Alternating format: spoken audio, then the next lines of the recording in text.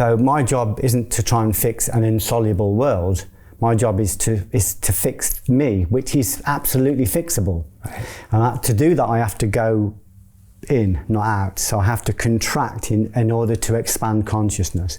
So the fear pyramid is, and my whole life is just about the acquisition of energy, the conservation of energy, the training of the energy, and then the imposition of the energy. And I don't make a decision around that because I've got this spirit coming into me. You could call it the Holy Spirit or the Divine Mother or the Philosopher's Stone. It's got lots of different names, but it comes in, it coats the soul, it Christs the soul, so the soul expands, and then it comes in and you impose it into the world where you're directed. But before you can do that, of course, the process is that we need, you don't just put a filament into a light bulb. It has to be tempered. It has to be tempered so it can take tremendous forces of energy. Otherwise, it would just burn out. And it needs protecting. It needs to be in a hermetically sealed bulb, and it needs to be protected. It needs to be protected by inert gas. Otherwise, any oxygen gets into it, and the filament blows. So we're the same. It's so good bringing in more energy if we're a holy bucket, if we've got loads of leaks. If I'm losing 10% on Twitter and 50% on Facebook and 100% on sexual pornography and another 50% on violent pornography and another 10% on idle gossip, if I'm losing energy like that, and I'm aware I'm already in deficit, which most people are, then it's no good bringing in more energy because it just pisses out. And this energy is rare. It's fine. It's Ushba called it the attractive forces. And if it leaks out of you, Brian, what does it do? It's got a scent. It's holy. It attracts beast and fowl. It attracts dark forces because they want to feed off that and they want to prod you to poke it out of you. So you have to be hermetically sealed, and to be hermetically sealed you have to go in and you have to go, I need to get rid of that belief, I need to get rid of that perception. Not get rid of it, but convert it. I need to challenge that parasite. I was abused at 11 and the abuser left a parasite in me and it's been feeding off me for 3 decades. That needs to go because it's blocking energy. It contains energy, and it's a filter for the energy that I'm bringing in, because the energy that's coming in is coming through this filter. And it's also stolen something of mine. It's stolen part of my autonomy. It's actually sat on my causal body like an aberration. It needs to go. It takes a tremendous amount of courage. So when I wrote Retaliation, that Orlando Bloom starred in, which you kindly said you enjoyed, that was a way of processing that. When I wrote my play Fragile, that was a way of exorcising this demonic parasitical force. And as I converted it into light, the light became a light. Yeah. So when I write a film and it's got truth in it, that will go out and it will act as a light. So I've converted darkness into light. But to do that, with the play, for instance, I had to sit in front of an audience thinking they're going to hate me, they're going to think I'm a deviant. My wife's going to, because of some of the stuff I revealed in it, my wife is going to leave me, my agent's going to sack me, my kids are going to be ashamed of me. These were all the thoughts that this energy was throwing at me. I even broke my ribs on the day of the play to stop me from going. I didn't, Yeah. And I said, I don't care if I have to crawl, I'm going to watch this play. And we put this play on called Fragile, and it was so potent and so full of truth that they had the Samaritans at the door every night.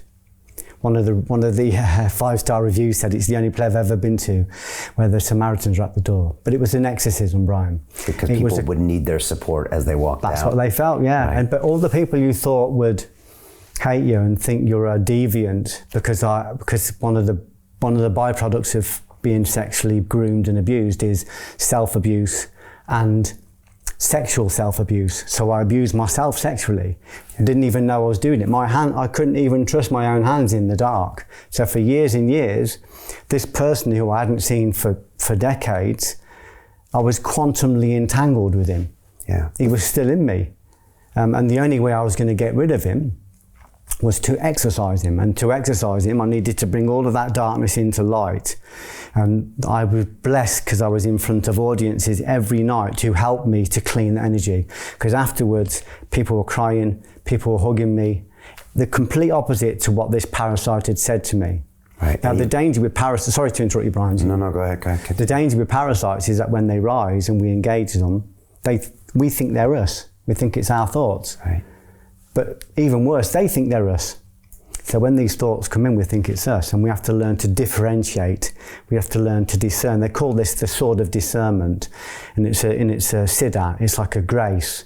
So we go, that's, they call it the discernment of spirits. That voice is not a good voice. So I'm going to dismiss that. I'm not going to engage it. Reality exists at the level of engagement. That's what the door taught me. If I don't engage these violent thoughts, eventually they're just going to perish. So Jim Rickards has just recorded a video that's not available to anyone in the public, and he's going to be talking about how this upcoming recession is going to be fast, it's going to be bloody, it's going to be nasty. But at the same time, he's going to show you how you can position yourself to profit from all of this chaos. Now, we've made this video only available to our viewers. Go to londonreal.tv/Jim. Watch that immediately. I can't say enough good things about Jim Rickards. He understands the global economic system better than any guest I've ever had on London Real. His predictions are almost uncannily true, and you can learn how to profit from his vision, from his expertise, and his understanding of economics. So go to londonreal.tv/Jim or click the link below. It's an excellent, excellent look on what's going to happen in the future and how you can position yourself to profit from that. Jim is one of the best in the business, one of my favorite guests on London Real, and he's very, very good at predicting the future and showing us all to profit from it. So click the link, and I hope you enjoy. The greedy bankers are about to do it again. In 2008, they crashed our financial system and nearly bankrupted the entire global economy. Then they received trillions of dollars in government bailouts. And after, they demanded fat bonuses paid for by you, the taxpayer. It turns out the banks haven't just been screwing the American taxpayers, they're also screwing over their investors. Turns out the banking industry is the worst place you could put your money, despite enormous taxpayer bailouts. Now the bankers are back to take away your financial freedom. They lie and tell you that cryptocurrency isn't safe. They try to make it illegal for you to choose how to invest your hard-earned money. They lie and say cryptocurrency is used by money launderers and criminals. But look at the record. It's the banks themselves that launder hundreds of billions of dollars every year to the biggest criminal operations in the world. Leaked documents have revealed how some UK banks have helped criminals, money launderers and Russians under sanctions. American authorities discovered that the Sinaloa cartel moved $881 million through HSBC accounts as bank officials turned a blind eye to the illegality. The bankers lie and say cryptocurrency is not a real investment. Meanwhile, the smartest CEOs in the world are buying billions and billions of it. The truth is that banks lie about cryptocurrency because it makes them scared. The banks take $9 trillion per year of your hard-earned money, and they are worried that they will finally be exposed. They're scared because crypto means they can no longer control your money, which means they can no longer control you. They are scared because you might actually understand your money and intelligently decide what to do with it. Now is the time for us to come together, fight back, and take control. It's time to educate ourselves, our families, and our communities. Because financial education means financial freedom. We know that cryptocurrencies will help us build the new decentralized financial system of the future. A banking system that is of the people, by the people, and for the people. A banking system where access to finance is a fundamental human right.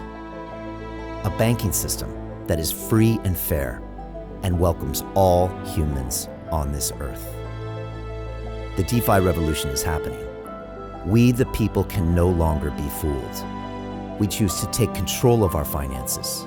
We choose to take control of our freedom. We choose to take control of our future. Join us, and let's take back our financial freedom forever.